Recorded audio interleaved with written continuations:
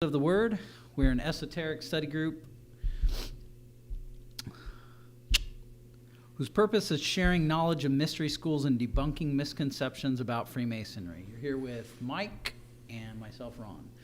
Today we're going to talk a little bit about the Shriners. Shriners and Shrine Auditorium. Shrine Auditorium, and mention we're also going to talk about the Morgan affair, which will kind of tie into the direction that started the shrine. So, Okay. Just a disclaimer, any of the opinions expressed on Keepers of the Word do not reflect the opinions of other organizations or Masonic lodges. Just so you know. Okay, so let's talk about today. So today we went down to the Shrine Auditorium to do a production and talk about joining and what it was about, the history, where it came from, with past master Bob Haynes. That was in itself a really good experience because there was a lot of knowledge. As you know, Bob Haynes loves to, give his knowledge freely. And I feel that by him expressing, the things that he was talking about, because he never was in any of the patrol or any of the area. He was just a Shriner. He said, I'm just a Shriner. Clubs. Yeah, I'm not involved in any of the clubs. I was just a Shriner. But I wanted to hear that experience. And with Donald Joe was interviewing, and hopefully we could have that, later on in the week, cut and set up for production as one of our something we did off-site rather than on-site. And I felt that was really fun. So Bob Haynes was, he's a past master here. He became a Shriner, I believe, in 72. Don't quote me on that. And then he pretty much walked us through his experience. And his experience was fun because, he had a bunch of brothers telling him, hey, come on, join. Come on, man, join. And, he's like, dude, at that time he was master of the lodge. Yeah. I'm here. And all these brothers are like, come on, man, just, come. Because the Shriners are known for fun. They're known for, having a good time. That's like, I don't want to say that they're the party sector, but they're known for having fun. Yeah. Can you attest to that since you're a Shriner? They like to have a good time. Okay, so that that answers that. Yeah, and Bob, I'm sure, I don't know if he mentioned it to you or not, but I know that Bob was involved in a lot of different business ventures when he was younger too. So, I mean, aside from the fact that he was involved with the fire department, and he also did real estate, and so I'm sure being master of the lodge plus his normal duties as a man and husband and family guy probably had him already maxed out, like most of us are maxed out anyway. So I'm sure that played a role in him deciding whether or not he was going to join the shrine. Oh, his friends were very persuasive, and he ended up joining. And when he joined, he said it was a great time. And I think right now the shrine is in need of membership. I want to go into a little bit of the order of the shrine. I don't want to get too much into it, but before it was called the shrine, before they were called the Shriners, they were called the Ancient Arabic Order of the Mystic Shrine, AAONMS. And you said a little while ago, what does that acronym spell? You can rearrange those letters and make a Mason. So dun dun dun dun. Mason. Exactly. Wow. Okay, I like that. So it's built for fun and fellowship. Two brothers, one by the name of Walter Fleming and William Florence, were two of the founders of the shrine in 1870. Fast forward, we had the Shriners Hospital in 1920, which helps the children. Any child under 18 would be admitted, regardless of race, religion, creed, ability to pay, and so on and so forth. And the Shriners have been, at least I know that the Shrine Hospital that was in LA prior to it being in Pasadena now. Pasadena Shrine hospital opened up somewhere around 2017, and that's got a brand new facility that's all high tech and able to do a lot more stuff than they were able to do at the older building in Los Angeles. But they've always been a part taking care of kids with cleft palates. That's been a major thing. And burn. That was, I know, for a long time, any children that had any kind of burns, or they did burn treatment. And now they're also very involved with prosthetics, children that require prosthetics, and other things as well. But I think that's very noble, right? It's one of the noble causes of the Shriners, The Shrine Auditorium, Alma Lake Shrine, was built in 1926 in a Moorish revival style. And if you've ever been to downtown LA, it's right next to USC. It's literally across the street from the USC campus. And across the street from Felix Chevrolet on the backside. So you have a lot of history there. That's where the Oscars were held, the Grammys, Golden Globes, and till this day, there's still many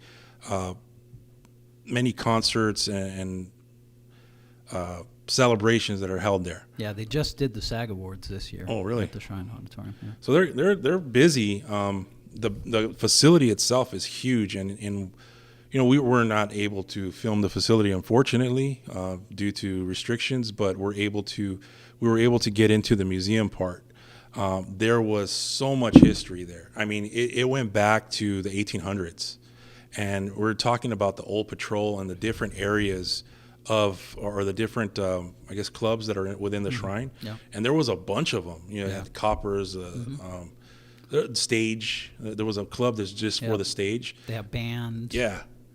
I mean, it was huge back then. Motor Patrol is another unit. They're units. They refer to them as units, yeah. So another thing that we're talking about is Bob Haynes brought up the influx of Masonry after the war. After World War II, we had an influx of people joining Masonry, and when that happened, it filled up all the houses. It filled up the shrine. It filled up, the Scottish and the York Rite, and there were a lot of brothers. But over the years, it's kind of died down. He was expressing that veterans had this camaraderie in World War II, and they still wanted that fellowship. Mm-hmm. So they found it in Masonry, and to this day, it's still here. So, for those feeling like, especially veterans now, Masonry is a good place to continue that brotherhood. I feel the question that was really important to answer was, since there's a decline now, how do we bring it back up? How do we make it to where it's fun again? Looking at when we look at this organization, you just think of guys with funny hats, but there's a lot that goes on behind those funny hats. I think the people that represent and wear those hats are very noble people. It's in the title, noble, and I feel, and when you're a part of an organization like that is solely a charitable organization. They raise money for the Shriners hospitals, mm-hmm. and those Shriners hospitals, that's their primary goal, and they're there to help. But at the same time, they know that hey, let's have a good time while we're doing Absolutely. it. And I think that is cool in itself. For anybody, me, a non-Shriner, or hopefully one day, it made me want to be a Shriner walking through Alma Lake Shrine. I feel if you're a Mason. In LA, you have to visit the shrine. You have to. It's part of our history. It's part of our lineage. It's very important that we remember where we came from. And there's a lot of past masters in our lodge. You're one of them that are involved. And I think these are the things we need to talk about. It's funny, we were having a conversation earlier, like, why hasn't anybody done this before? Why haven't we covered this? And how come we haven't talked about it? And that's the problem. We're not talking about it. We need to talk about it. Yeah. So what made you become a Shriner? Once you became a Mason, how did you say, you know what, I want to join the Shrine?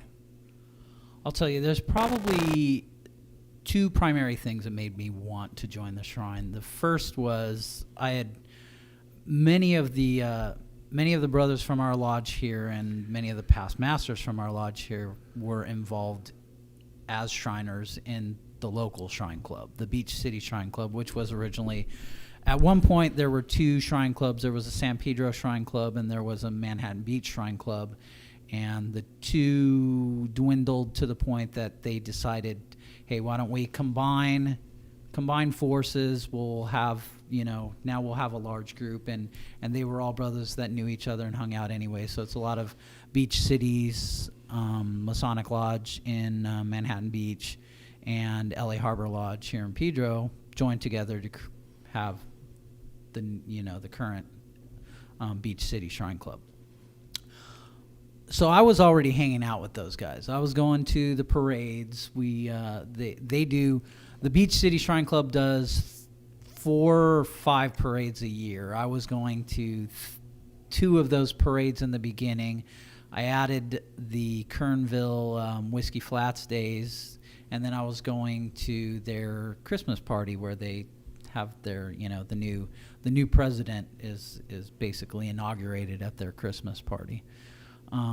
So I was already doing stuff with them. So that was a push, and then I think my son was born with a defect that brought us to the Shrine Hospital, and although he didn't wind up getting any care from them, they were unable to deal with his particular situation that he was born with vascular malformations, and they may now, I don't know. I need to take a trip out to the new I've been out to the new hospital, but I haven't toured it. I don't know what their capabilities are. I know that they've got a lot more than they had at the old place, but at the time they didn't have the ability to deal with vascular malformations, so they weren't able to help us. But I saw what they were doing. I saw how they were helping, and I knew another past master whose daughter was born with a clef, and they were able to help her out. So those two things. I mean, between the exact aspects of what you were just talking about, the what they do totally as far as charity goes, and then the amount of fun that they had, and both of those things were very appealing to me. And another point that we were talking about with Pontiff Bruce, there's a lot of room for that fun, fellowship, and I think that shrine, I would recommend that the shrine have more nights where brothers could come down. Like Cigars Under the Stars is I haven't been to that yet, but I've heard nothing but great things about it. But I feel, poker night or something where we could go and just hang out and meet brothers. Because if you're going to go to the shrine, you're going to see brothers from other lodges. It's a fact. It's gonna happen. Lodges from all over LA. So I think that's probably something that should happen in the future, because it's kind of like it's a waste if you don't do nothing with it. If we don't go back to it, and we don't go back to where our lineage used to hang out and have a good time and enjoy each other's company, then we're going to lose it. And I feel that that's where that's where it's at right now. Not only just there, but I feel like in certain areas of Masonry, that's what we're missing. But in general, a facility like that was built by brothers to facilitate brothers, and they were having fun doing it. Yeah.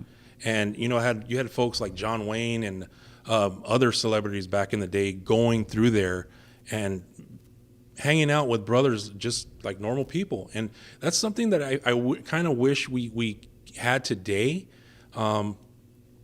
It's one of those things where, how do we revive something like that? And we asked Bob that question: how do we revive, the shrine to be back in its heyday? And his answer was very, very real. He's like, I don't think we can, and I don't think it's going to. Which I feel he's right to a certain extent. Yeah. But at the same time, I also feel that, we don't have to get it back to its heyday, but if we get it back to where the brothers were going there to meet and have a good time and have fellowship and talk and enjoy each other. You'd have brothers from different lodges coming through, meeting at a different appendant body where they're there to have a good time. I think that brings a lot of value just to Masonry in general. So I think it's very important for any Mason who has gone their third degree to look up the shrine and check it out. And whether you're here in California, in Southern California, or if you're anywhere in the United States, check out your local shrine if you're a Mason, because I feel that is a very important body to Masonry. I know we always talk about the Scottish Rite and the York Rite, and those are very, very important as well. But the Shriners do a lot of good. And, again, they're noble. They're noble people, and yeah, they wear funny hats, but you know what? They earned the right to wear those funny hats, I feel.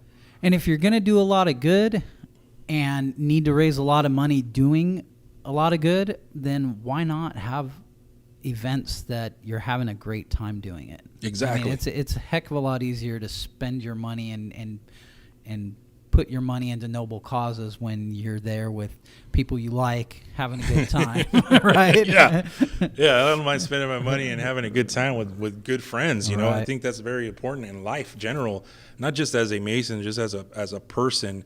You're able to, have fellowship with a bunch of brothers, and I think that's the main component that I want to kind of hone in on is the fellowship and the brotherhood. And I know we talk about it over and over and over again, but that's what this is about. This is about having that tight-knit group that you can, have a good time with and talk about deep things as well, and not be ridiculed. Having an open mind and being able to speak, what you've studied and go from there. I just feel that that's a really cool area to start. And these guys, they built it over 100 years ago. I mean, damn, and it's still here. And even if we can't get it back to what it was, because we're definitely living in different times. It's not gonna be exactly the same. No. But we could get it. We could definitely have a revival that would bring back the essence of exactly what you're talking about, the brotherhood and the friendship and the fun that it is, and have a new generation of growth. Yeah. With Shrine. I think we just need it. The more we talk about it, the faster we dispel these outlandish accusations of the stupidity that's out there on the internet. Anybody could go on YouTube and punch in Shriners or Masons, and all of a sudden you have satanic things coming up.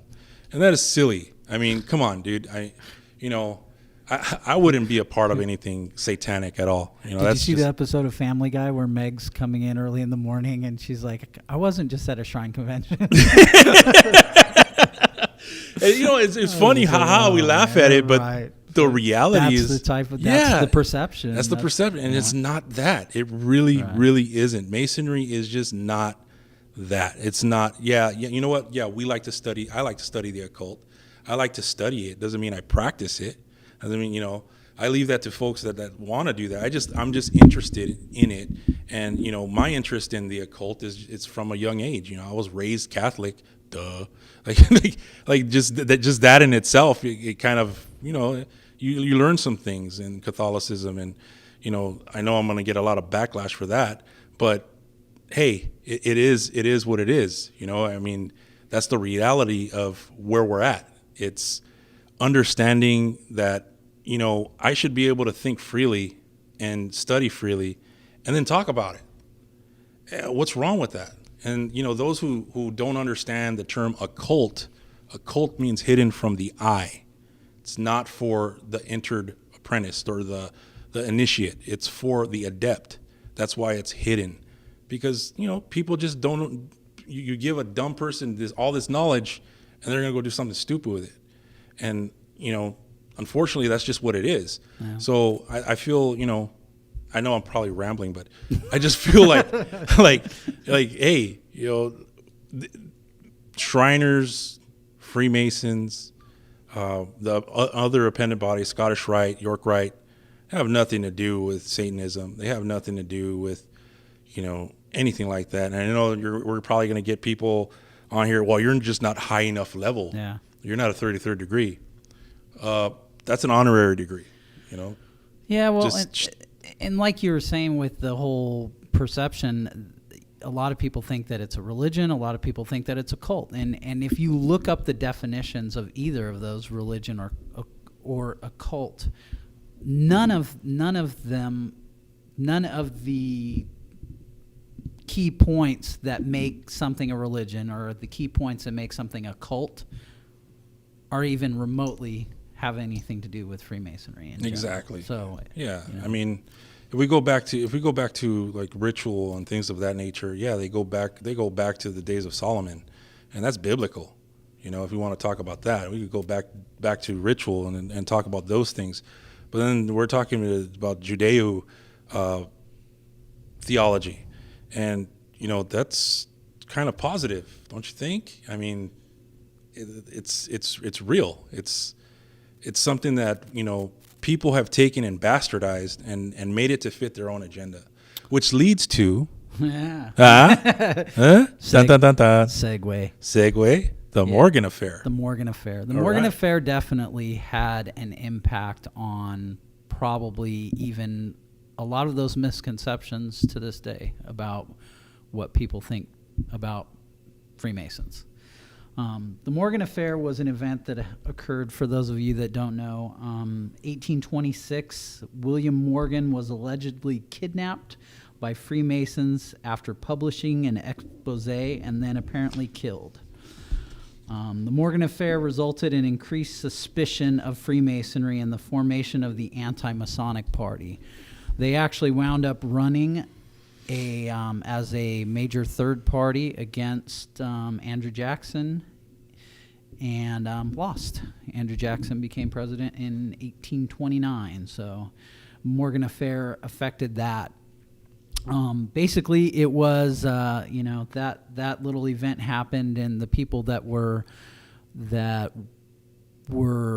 created the anti-Masonic political party and the whole anti-Masonry movement in the United States were citing examples that the judges, the lawyers, all of the people, and the killers of Morgan were all Masons. So that was it was a conspiracy, kind of like the Illuminati stuff today, that there's people in charge and they're running stuff, and we're sick and tired of it, and we're not going to take it anymore, so we're going to create an anti-Masonic, movement. It almost decimated Freemasonry in this country. I mean, we got down to, our numbers dwindled a lot. There was a discussion amongst the Grand Lodges about creating a national Grand Lodge, a single Grand Lodge for the nation, because of the dwindling numbers. I remember hearing that I believe it was the Grand Lodge of Vermont, that when they would have their annual communications for several years, it was like a handful of people, less than 10 people, that were showing up at their annual communications for a couple of years, and that's when they were discussing going with the single Grand Lodge, the National Grand Lodge. But it was discussed and turned down because essentially they wanted to keep it very much like our nation had been built, so that each state had its own control. Whereas if you gave a single Grand Lodge over control of the United States, then the balance of power could be messed with. Luckily, we bounced back, and one of the things that for the United States, the birth of our membership card was something at that point, because prior to that there was conjecture that people that weren't Masons were getting into lodges, and that's what this whole Morgan affair became, was a guy that supposedly wasn't a Mason that got into lodges and then wrote exposés, because the printing press during that time was the equivalent of the freaking internet today, so you could go print stories and disseminate them, and whether or not they were true, you didn't necessarily have to have your fake news. Yeah, exactly. Okay, so fake news started way back when. Yeah, and we see a lot of that today, unfortunately. So let me continue with this part. Segueing on to, under Hitler's Germany, while those of the Jewish faith endured the greatest loss of life, humanity, many descriptions of the Holocaust referred to Jews, Gypsies, Freemason, and others being consigned to the dreaded concentration camps and gas chambers. Hitler wrote that Freemasonry belonged to the Jews, and while hatred for the Jews was being cultivated, hatred for the Jews was being cultivated in Germany, these claims justified Hitler's persecution of Freemasons. While some Freemasons were truly Jews, Hitler's real reason for persecuting Freemasonry was that he was afraid this secret society could cause his defeat. Many even claim that Hitler secretly admired Freemasonry as an organization and wanted to form his regime in a similar way as to the institution of Freemasonry. For this reason, Hitler believed that Freemasonry had to be destroyed so the regime could retain full power. During the ensued decade of Nazi power, a little blue forget-me-not flower pin worn in a brother's lapel served as one method whereby brethren could identify each other in public. Although even then it was not always safe to wear any non-Nazi pin, and in cities and concentration camps throughout Europe. So, moving forward into anti-Masonic, anti-Masonic things, we go into World War II, where Freemasons were also persecuted and put in gas chambers in concentration camps. So there's a lot of haters, man. So, Nazis. I don't like Nazis. I don't like Nazis at all. I'm getting my scalps. 100 Nazi 100 scalps. Nazi scalps. So,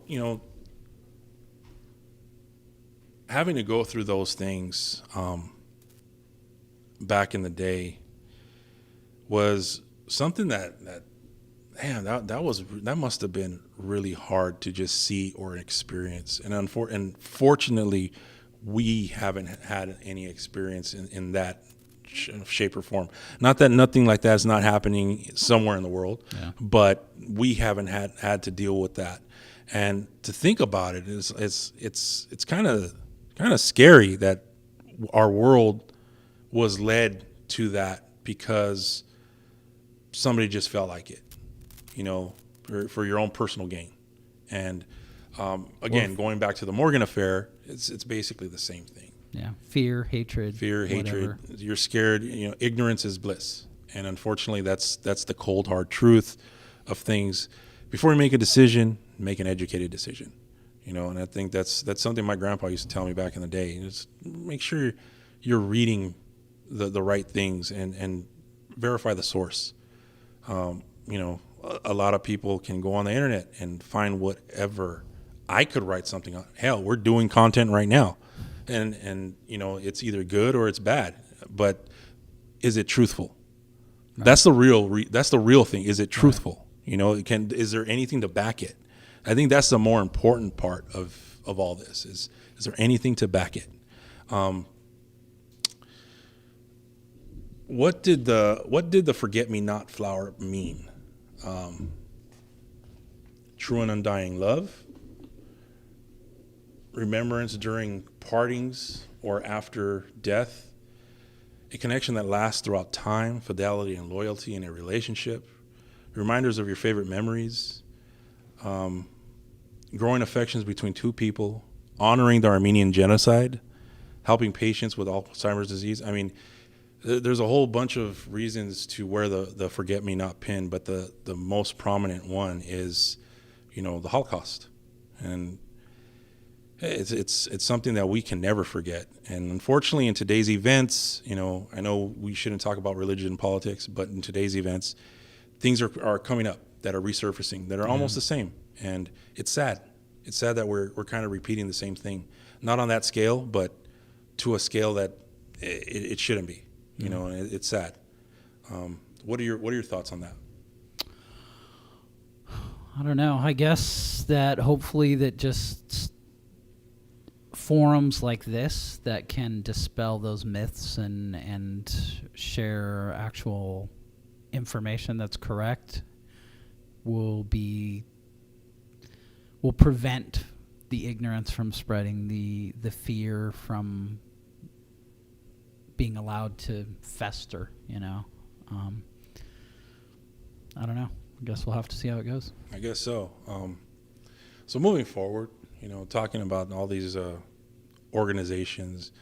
I would like to see, in future shows, I would like to have folks from the Rosicrucian order, the OTO, and any other order, even, all women orders, whatever's out there. I would want to have them on the show and talk about their past and what they went through and the issues that they're dealing with. Their struggles and persecution. Yeah, because that's what makes your journey. Yeah. I think that's the important part of all of this is your journey and understanding it and gaining something out of it.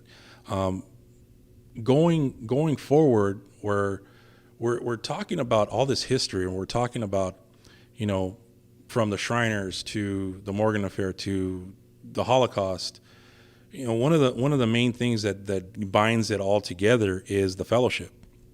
People stuck through each other with these issues, and they made it.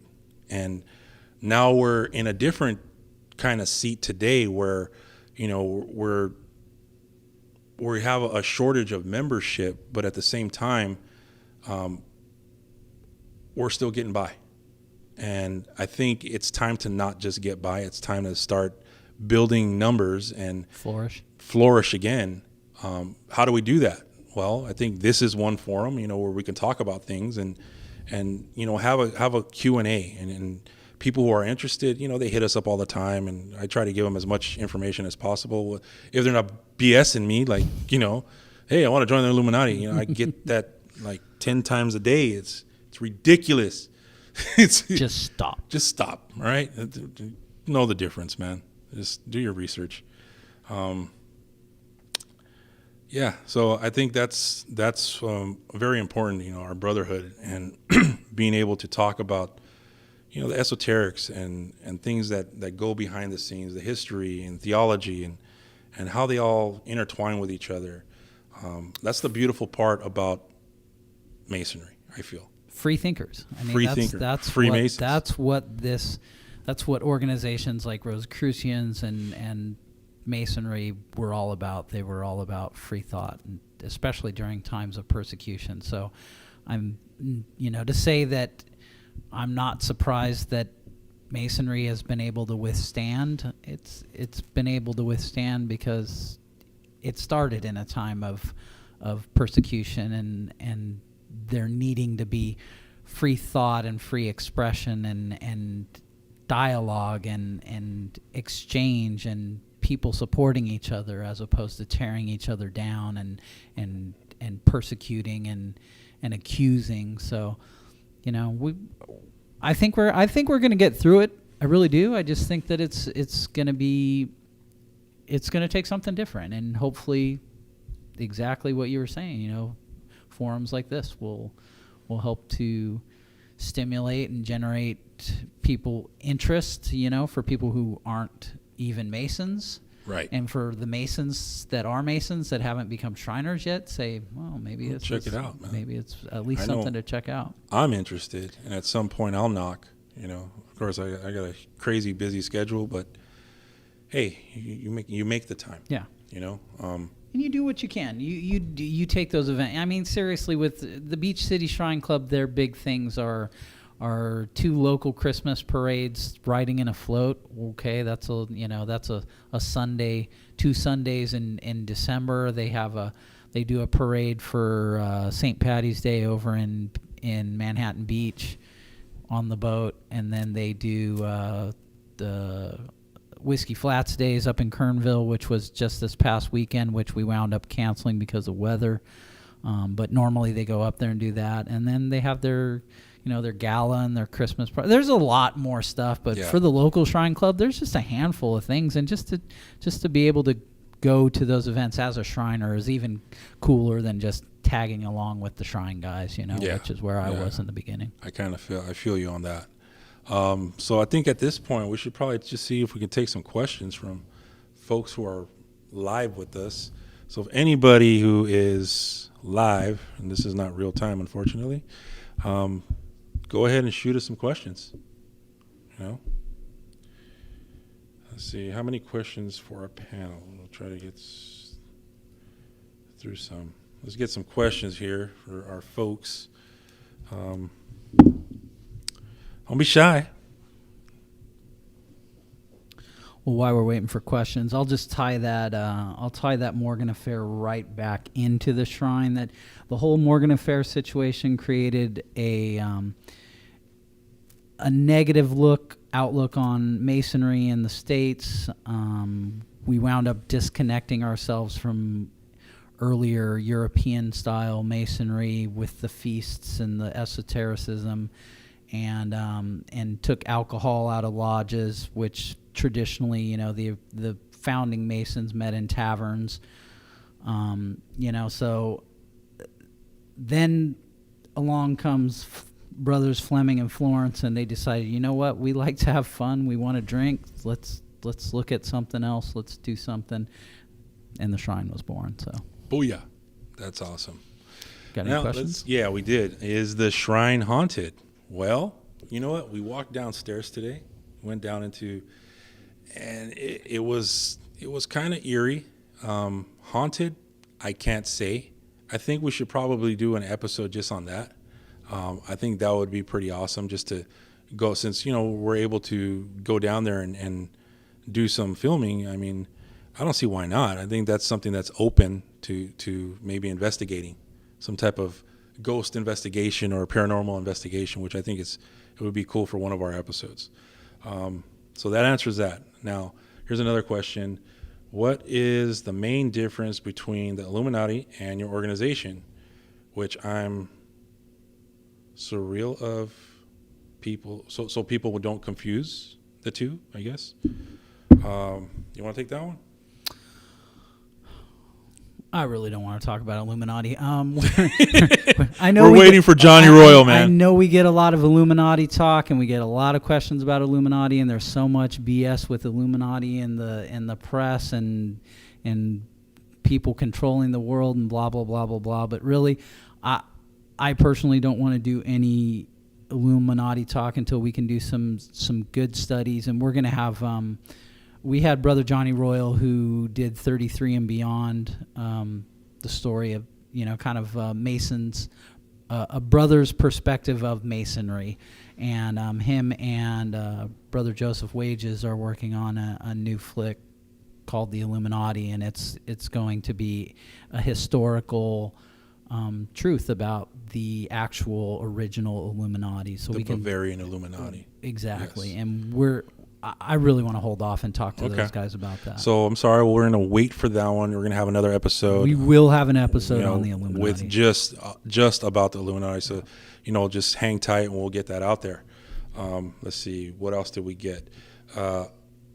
Magic, concept, and God. What do you understand about it? Magic, concept, and God. I think what he's trying to say is, how does magic tie into God? That's an interesting question. Mental alchemy, possibly, looking within and knowing that, we're beings, we're carbon beings, and, everything that's made in our universe is within us. And, if you think about it, we could possibly be one consciousness, and that consciousness being able to ascend and talk to God through, whether it's ritual or some type of fungi, whatever it may be, but having that connection with God, that is magic in itself. Being able to feel that presence, I feel it's magic in itself. So I hope that answers your question. Let's see. Sure, a lot of people confused. Please clarify. We will have an episode. Okay. Can you? All right. Okay. All right. So. All right. Well, we need some more questions. Give us some. Maybe more about Shriners. Yeah. So you guys want to ask questions about the Shriners or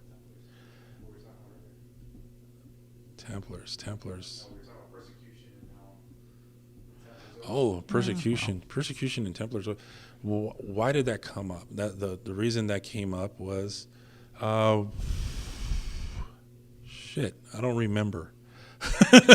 Well, I mean, I get the whole Templars were persecuted.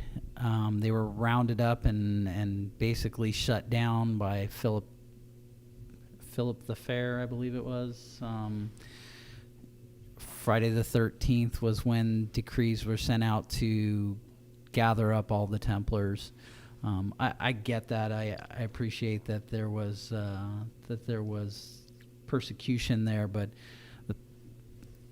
I guess the big problem is that everybody wants to tie those Templars into Masons, and there's just, you know. And I know you've told me that there is no connection. There's no evidence. There's no evidence. I've heard many Masonic scholars that have done their research trying to find the evidence. If the evidence is out there, it still hasn't come up yet. So, but as of right now, there is no physical evidence to support the fact that the original Knights Templar were connected to Freemasonry in any way, shape, or form. Okay, and I beg to differ.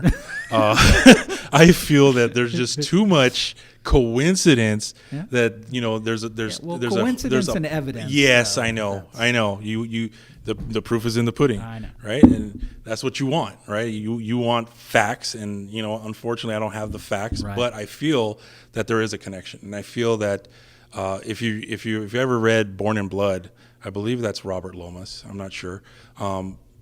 That kind of gives you a little bit of the history and how the two kind of tie together, but there is no real evidence. Again, like I agree with you, but there's so many coincidences and similarities. There's lots, especially regarding Masonry. Is just, how can you say there isn't a little bit of it in there? Yeah, I feel there is. You know, even if it was stonemasons that became Freemasons that were building the Templar castles and strongholds, maybe, but there's just the evidence isn't there. So here we have a question: do you do rituals together? Me personally, no, I don't do any rituals. Unless you talk about ritual within our lodge. Well, then that's a different story. I mean, that's tradition. And yes, we all do. Then we all do Masonic rituals in lodge together. But outside of that, you know, as far as like Keepers of the Word is concerned, I just study. I just like to study. You know, my mom, she's santera, and she's also involved in Palo Mayumbe. And that was something that, you know, I learned at a young age. It's not something I practice. It's something I know. Do I ever want to get into the depths of those things? No, it's just something I like to practice. Just like, you know, all of the ancient religions, like, you know, Odinism and Druidism and you know, any of the older religions that kind of lost their way because of persecution of paganism.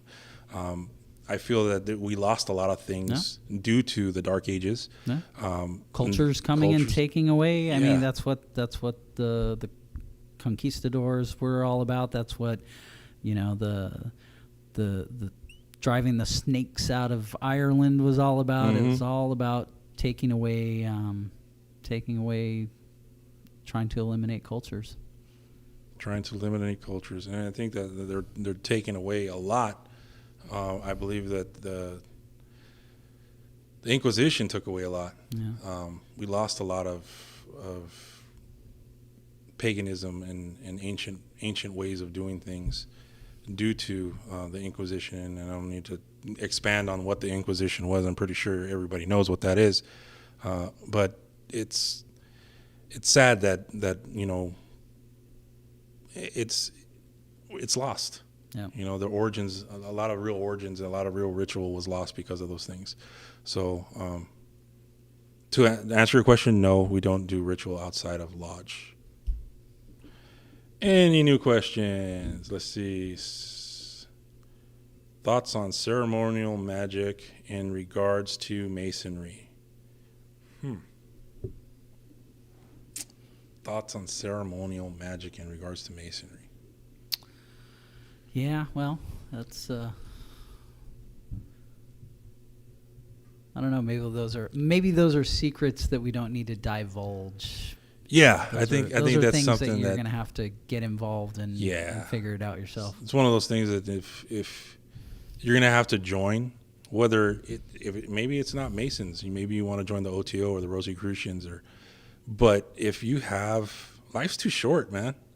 You know, if you have an inclination to something, go do it. And if you don't like it, then stop doing it. You know, that's the way I feel. I mean, life's too short to not try things out, you know, and make your own educated decision rather than just going off a YouTube university and, you know, filling your head with stupidity. I think that's a good start. They say, the information is inside ancient bloodlines, though, right? Ancient bloodlines?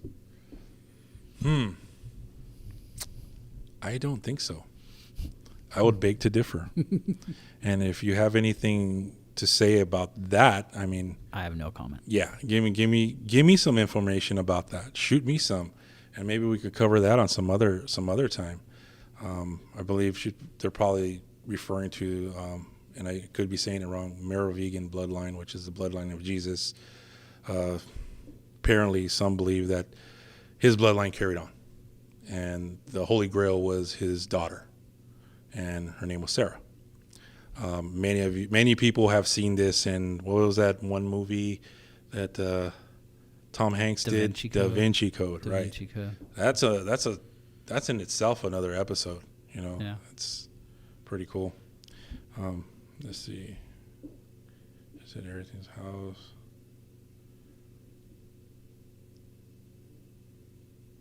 Of bloodlines of ancient Egyptians. Well, you got to understand that bloodlines go further back than just ancient Egyptians. Yeah. I mean, we could talk about Atlanteans. We could talk about the Sumerians. Yeah, I think that would be a whole episode of itself. Whole other topic. I mean, you talk about getting into giants and the bloodlines of the Denisovans, the Nephilim. We could go down a whole other rabbit hole with this one. The elongated skulls, that's all part of ancient bloodlines. So that's definitely a whole episode. That's a whole other topic. But thank you for bringing it up. I think it's interesting. And I think we should be able to cover that in another episode. You're giving us ideas, which is great. I appreciate that. Okay.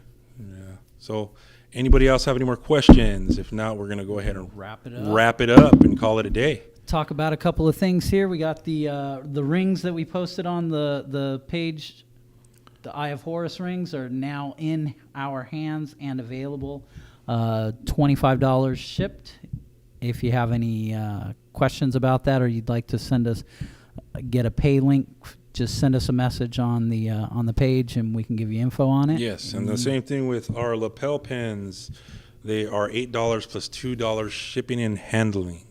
I had a brother from Sweden hit me up, and he was like, "Hey, bro, I want to get a ring, and I want to get one of those lapel pins." I'm like, "Sure, they're $10." He's like, "I'm in Sweden," and I looked up, and it was $34 just to send ship a package. Yeah, so I just split the cost with the guy. I'm not going to do that with everybody because no. Yeah. So if you're out of the continental, 48, message us for how much it'll cost to ship you some products. That's the $10 for the pin shipped and the $25 for the ring shipped are definitely within the continental 48. So if you're outside of that, please send us a message, and we'll just find out the best way we can get something to you as cheap as possible. And if you want to support us, that's great. All right, so we're going to go ahead and wrap this up. Thank you for tuning in. Want to say shout out to Samson for these great microphones. There's a couple other things that I want to talk about. Indigo Beehive Creative, they're the production company that does this for us. And Performance G Motorsports, which is another company good supporter of us and all our things, and that's basically it. And the Shrine, yes, to the Shrine Auditorium, to the Shriners, thank you very much. We greatly appreciate you. And a quick one for the 5K, 10K walk run that the Shrine's going to be putting on this year. It'll be in April. They have their page on Facebook and Instagram, 5K, 10K walk Shrine. Look that up. We've posted some stuff on our pages too, so you can get the links. Get there involved. As well. We'll see you there. Absolutely. Hopefully, I'm going to try to make that one.